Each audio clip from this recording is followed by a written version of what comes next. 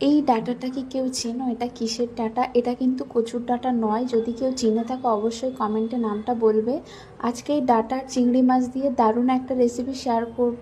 প্রথমে ডাঁটাটাকে ছুলে ধুয়ে ছোট ছোট করে কেটে কড়াইতে দিয়ে কিছুটা চিংড়ি মাছ, একটা কুচনো পেঁয়াজ, দুটো কাঁচা লঙ্কা, কিছুটা আদা রসুনের পেস্ট, পরিমাণ মতো লবণ হলুদ দিয়ে ভালো করে মিশিয়ে নিয়ে ঢাকা চাপা দিয়ে রেখে দেবো কিছুক্ষণের জন্য। তারপর দেখো ডাঁটা থেকে অনেকটা পানি বেরিয়েছে, যেই পানিটা দিয়ে পুরো রান্নাটা হয়ে যাবে, আলাদা করে কোনো পানি অ্যাড করার দরকার নেই।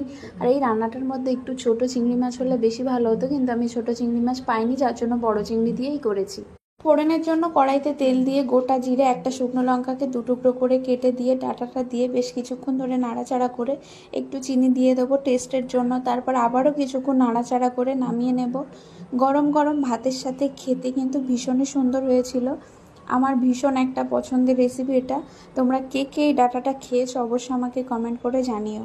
তোমরা আমাকে কিছু রান্নার আইডিয়া দিতে পারো, আমি একটু একটু করে সেগুলো ট্রাই করবো। আর